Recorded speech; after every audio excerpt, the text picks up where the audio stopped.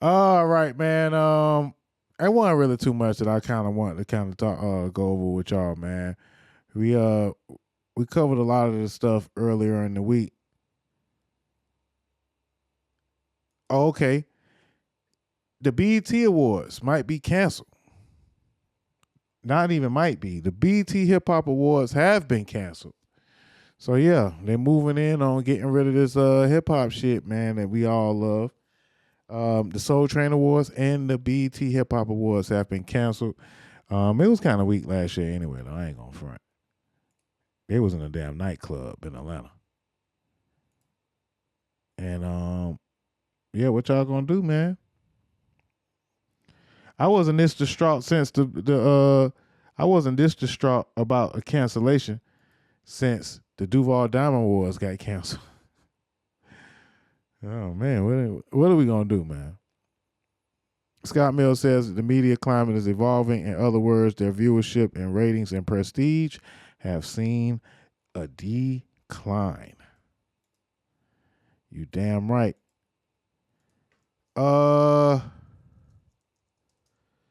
Yeah, man.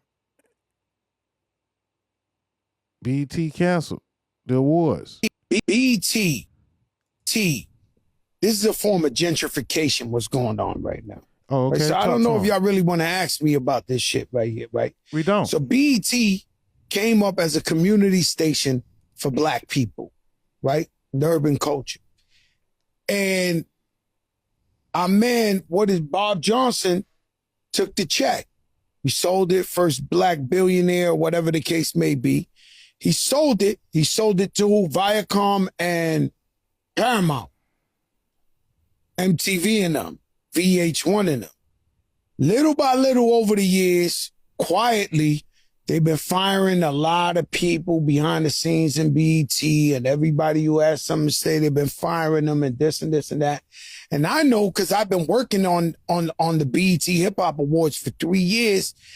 Shit was like the budget, not for me, but the budget just kept getting chopped and chopped and chopped. And last year, I debuted my single with Khaled in the VMAs, and Katy Perry's still flying through the air in the VMAs. They still blowing out of the cannons. They still flying in the air. They still got all the tricks. They still got the budgets. They got the shit, you know. And so I think in the entertainment world, I don't think I know this was like a form of gentrification. They kept underfunding them, and you ain't got no money to be creative. That's why you was watching the Ratchet Awards and all that. They ain't had no bread. Last year we shot the last joint, and they have bread for what they want to have bread for. I'm so honored for the opportunity. Connie Orlando and the whole crew to let me host. That was one of the biggest things I ever wanted to do in my life. You know, I look up, if I never told you, I look up to a Steve Harvey. So Steve Harvey's my guy at media that I want to be like. And so, you know, that made me feel like I was Steve Harvey of hip hop and trying to keep it consistent. But I saw what they did to him. They just stopped the budgets. They started firing. I almost said arrested. They started firing a bunch of people who brought a lot to the table. And now we're left with, guess what? This ain't working. But nothing without no money, no promotions, no staff, no nothing works. It just don't work. You might as well have called it the Independent Awards. Okay, I mean, these are good points to actually start paying attention to and to be a little bit alarmed, because Essence Fest this year, you know, took a major hit. Now it's the BET Hip Hop Awards. The BET Awards, you know, it's the 25th anniversary, and they brought out all the bells and the whistles. But the Soul Train Awards and the BET Hip Hop Awards, that's gonna be a blow for representation in the black community, man. And so I just wanted to bring that up and get Fat Joe's take on that as well. Let's talk about the WNBA real quick before we get up out of here, man. The WNBA has been having a weird problem. The WNBA's problem in the last couple of weeks has been dildos, lime green dildos, hitting the hardwood floor. Yes, dildos have been being thrown at WNBA games, I think, about 3 times now.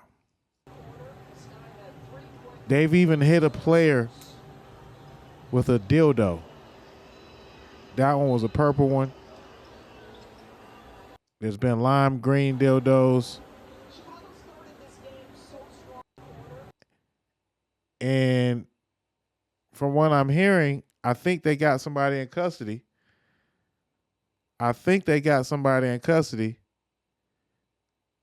For throwing dildos. Crazy, man. Got a whistle away from the basketball. You know, DozhaToldya.com. First, the ladies, had to kind of step out and say, "Hey, man, pay what you owe." Oh, look out! This ain't a real clip. I ain't gonna play this clip. DozhaToldya.com. The one Howard throwing dildos. The internet gonna cut up every time. They talking about Dwight Howard is the one that's responsible for the dildos. All right, but they did catch the guy. Before halftime. Oh, look out. Something just came onto the floor. Got an object that just flew in as the free throw. Something just came. Oh, look out. Something just came onto the floor. So they trying to hit the girls with the dildos, man. Flew in as the free throw was being made. It looked like that hit a player, too. Yeah, man. Dildo gate in the WNBA, man. It's disgusting, man. It's childish. It's bullshit. And come on, y'all.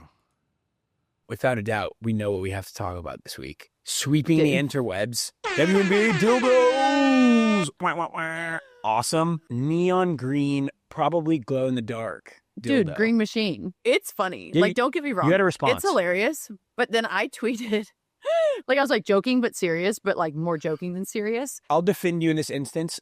Objectively, that's so dangerous. I've even tripped on a dildo in my own apartment that someone left on the floor. They're not good for ankles. So I agree with you. I wasn't even thinking about my ankles. I was thinking about if someone threw that thing, first of all, the bounce that thing had, if that smacked someone in the face, that's going to be plastered everywhere. Yeah, I didn't even think about that. I just know how things go viral now. And I just know if that thing even came from the rafters or bounced and just slapped me right in the face, that would be what I'd be known for life. Yep. Don't let the Without a dildo. doubt, we know what we have to talk about this week. Don't let the dildo hit you. Will the good Lord split you? All right, man. I think they got a suspect, and he looks like he might be a dildo thrower. I don't know how true this is, but they say Caden Lopez, age 18, appeared in court today after allegedly throwing a green dildo onto the court during last night's Phoenix Mercury game. He's accused of hitting someone with the object and now faces charges of assault and disorderly conduct. The dildo thrower is a little teenager, man. Still got pimples all in his face. Just wanna go viral, man. These kids just be wanting attention. Well, Caden Lopez, you know what I'm saying? You, sir, need to stay away from all arenas and all sex shops. You should be banned from arenas and sex shops everywhere, Caden. Shame on you. And anybody else who want to mess up the WNBA, man. I like the WNBA, and I don't respect the bullshit that y'all trying to do. So Keep the dildos out of the WNBA, please. And thank you. And great job for catching the dildo bandit.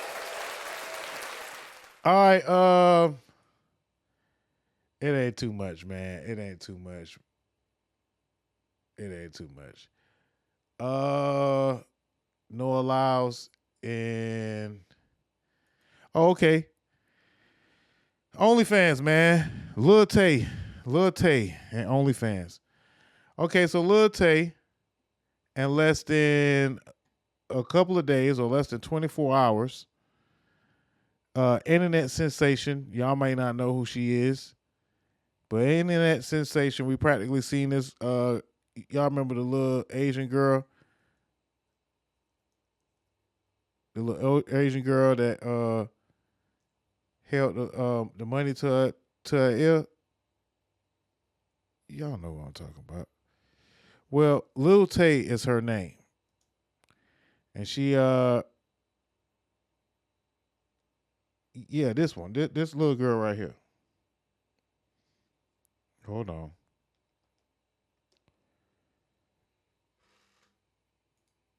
So this is how she started. This is how it started, and this is where it's going now. That's how it started, and this is how it's been going. So Lil Tay, internet sensation, started an OnlyFans page, and she booming on that bitch. Yeah, so how it started to how it's going. You know what I'm saying? Lil Tay, childhood internet personality who started YouTube at the age of 10, created an OnlyFans account on her 18th birthday. Yep. Another bad baby, man. But yeah, she started OnlyFans page on her 18th birthday, and earned $1 million in just 3 hours. Oh my goodness. OnlyFans needs to be seriously examined and banned.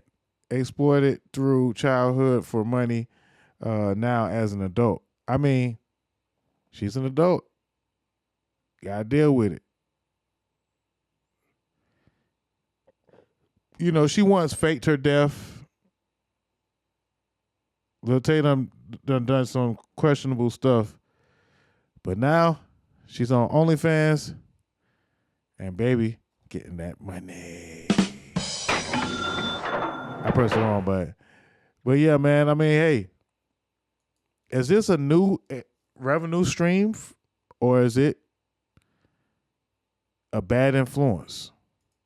Should we be celebrating how these kids can get to the money now? Or should we be shunning and trying to stop websites like OnlyFans for empowering or manipulating young girls into becoming porn stars?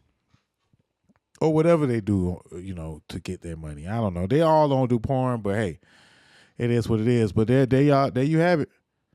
In 3 hours? If y'all don't remember, man, Bad Baby make about $40 million a year off OnlyFans.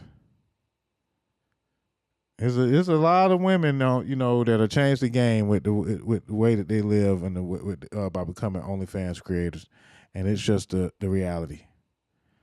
So she posted receipts, man, and I don't know, man. A lot of you old ass niggas is sick. A lot of these old men out here it's just some sick men out here. So, man, speaking of sick men. Free Diddy. Free Diddy, big Diddy, big Diddy, free Diddy. But he's not going to be free. We've reported early this week that Gina, a.k.a. Victim 3, wanted Diddy free. She wrote a letter to the courts stating that she believes that Diddy is not a threat to anyone, and he has a family. You know, he showed remorse, and the right decision would be is allowing Diddy back home with his family. I mean, after all, it's just a prostitution case. You know, how many Johns are y'all going to hold in jail forever? And it hasn't been forever, but it's been more than a year, which is like being forever. Kind of. All right, so we did already kind of read the letter. We're not going to go back with the letter, but we're just going to give y'all this short summary of this whole situation. Take it away, Lauren Collin. Hi, everyone. It's Sunday, August 3rd, and the Diddy docket. There is something new that was just posted, and it's something that I was not expecting. Now, what was just posted is a letter reply to a response to a motion that the defense wrote on behalf of Diddy being granted bail ahead of his October sentencing. So they attached Exhibit A, which was a letter in support of Diddy being released. And that letter was written by none other than victim 3, Gina Huynh. Gina Huynh is writing, or has written, in support of Diddy's release. We all thought she was going to testify for the government. Again, she was supposed to be victim 3. She never showed up. Nobody knew what happened, but now she's writing in support of him. So I'm going to read you this letter. Dear Your Honor, my name is Virginia Huynh, and I am writing as the person identified as victim 3 in this case. Stupid ring light out of my glasses. Different from his past behavior. Cooperative, respectful, and compliant. Him to continue caring for his family and fulfilling his responsibilities and will not jeopardize his freedom or the well-being of his family. Allowing him to be at home will also support the healing process for all involved. I respectfully ask that you consider these factors when denying his eligibility for release. Thank you for your time and consideration, Virginia Huynh. So there you have it. She is now fully supporting Diddy. Maybe they're in a relationship again. I've heard rumors about that, but obviously I can't confirm or deny. But I'll be checking the docket to see what happens and to see if there will be any oral arguments coming up. So I just wanted y'all to get a quick little synopsis on what's going on. Refer to the last clip that we did on the last podcast on the actual full letter from Virginia Huynh, a.k.a. Gina, a.k.a. victim number 3. She wants Diddy to be free. But after writing that letter, the judge denied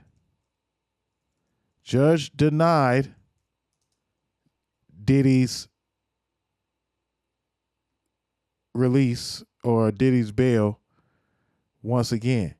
So they saying he got to stay. He got to sit in there till October 3rd. I think is when they gonna do his sentencing or whatever they're gonna do. They're probably gonna do time serve. We still kind of waiting to see, you know, how far they could possibly even take this. But yes, the judge denied Diddy's bail after victim number 3 said that he should come home. So, I mean, I know a lot of folks was mad at me. A lot of folks, you know, felt like I was caping for Diddy and, you know, nobody said anything when we talked about Cash Out being sentenced, guilty and sentenced for 2 life sentences. And, you know, we celebrated that, but nobody said anything. But, you know, when we said that Diddy was not guilty for what they said he was guilty for, you know, everybody was mad at me or whatever. But it's all good. It is what it is. I mean, they can't hold a man forever. But I think that they've been holding him long enough. And he'll be free eventually.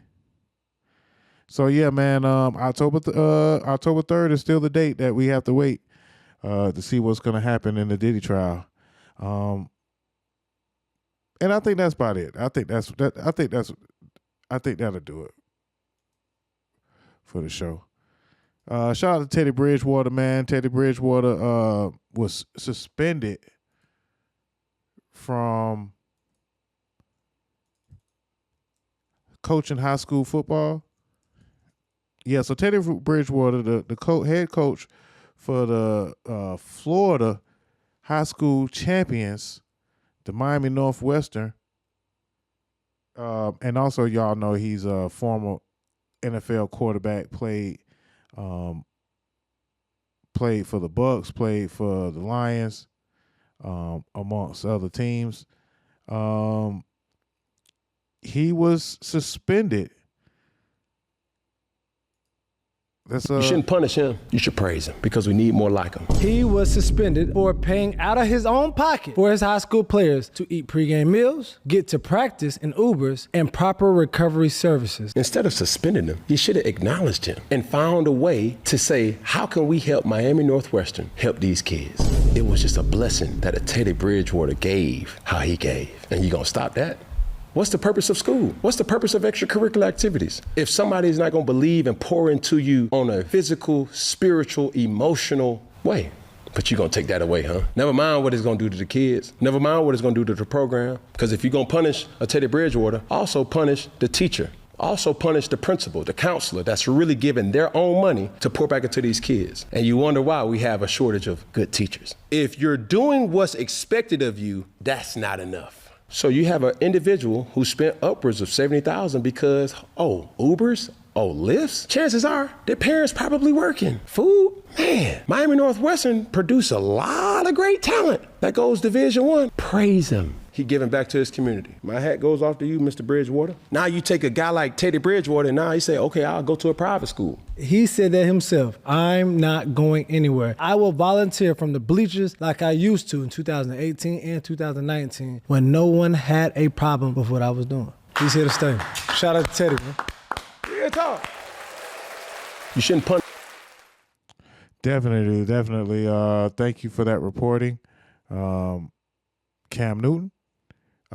Let's also hear from Teddy Bridgewater. I understand you were trying to do things out of the goodness of your heart, but just, how are you going to ultimately look back on that, and what do you want people to know about you?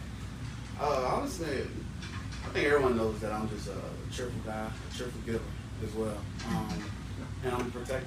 I'm a father first before anything, and when I decided to coach, those players became my sons, and I want to make sure that I just protect them in the best way that I can, and I think that's what came about.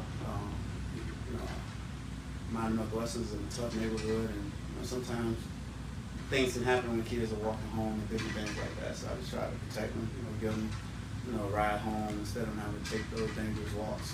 But I just want people to continue to see me for the person that I've been. From the time I arrived in the NFL, from the time that I arrived at University of Louisville, just a humble guy who has a big heart and a cheerful giver. How hard was that for you to go through that?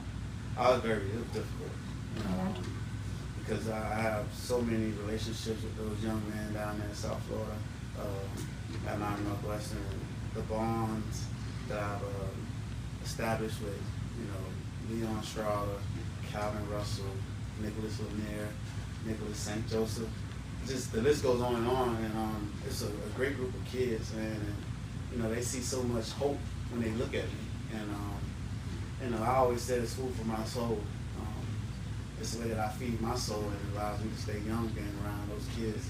So I think now that I'm back in the league, it's actually going to be extra motivation for them as well, because they'll get to play a game on Friday night and probably get to drive across the state to come watch the Bucks play and see Coach on the sideline. So it's like, man, coaches just continue to just serve as motivation, and continue to influence us in every way possible. He's showing us that, he can make it to the NFL. He's showing us that he can coach. He's showing us that there are different avenues of life that you can take, and hopefully I'm hoping that they're taking notice of that. And press on and move forward. Yeah, definitely.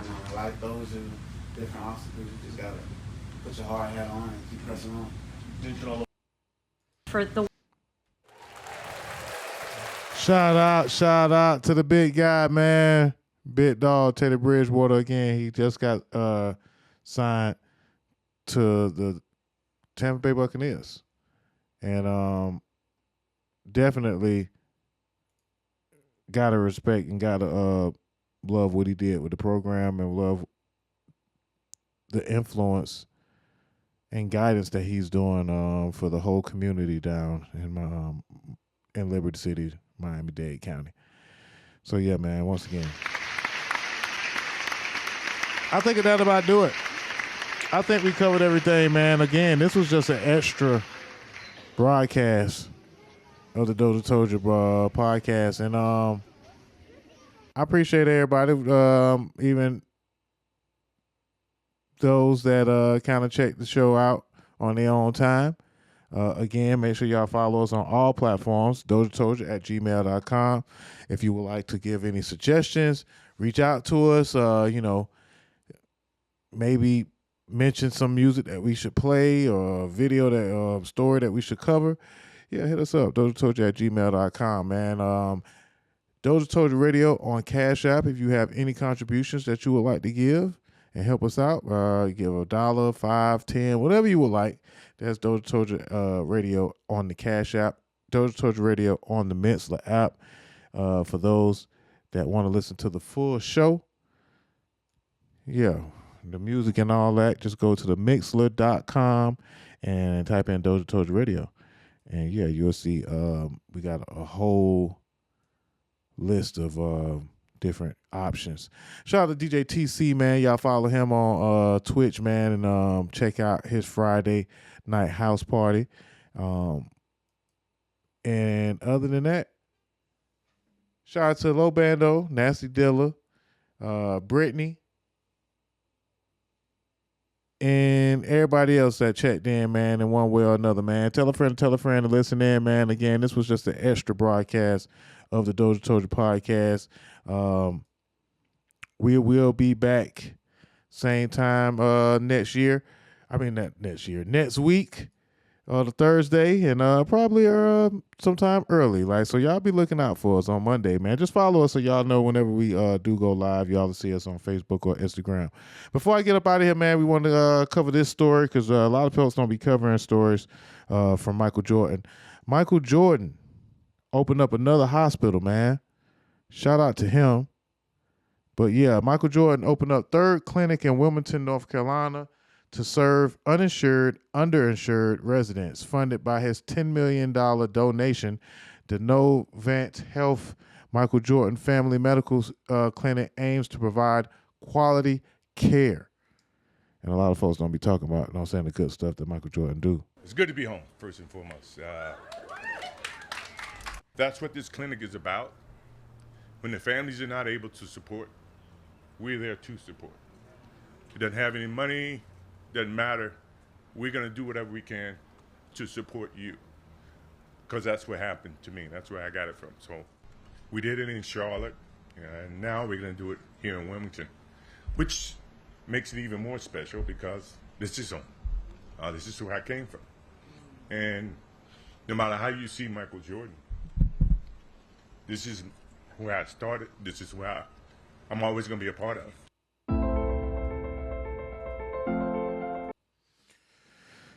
Yeah, I don't know. They just started playing some old emotional music. But congratulations, man. Shout out to Michael Jordan, man. I wanted to make sure I covered that story before we got up out of here, man, because a lot of folks don't be saying that, they be talking about LeBron's school and, Kobe Bryant and Shaq, but they don't never talk about the good stuff that Michael Jordan be doing still with his billions and billions of dollars. All right, so yeah, man, this has been the DozhaToldya Podcast extra episode of 156, part 2, part 3, whatever part you want to name it, man. We'll see y'all next time. I appreciate y'all, and thank you for watching.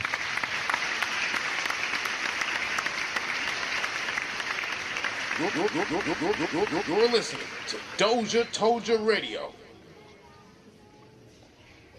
What's up, y'all? It's your boy Dame Doja. If you're looking to get your interview done or be a guest host on our podcast, hit us up at DozhaToldya.COM. Bump what you heard. Remember who told you? It's Doja Told You.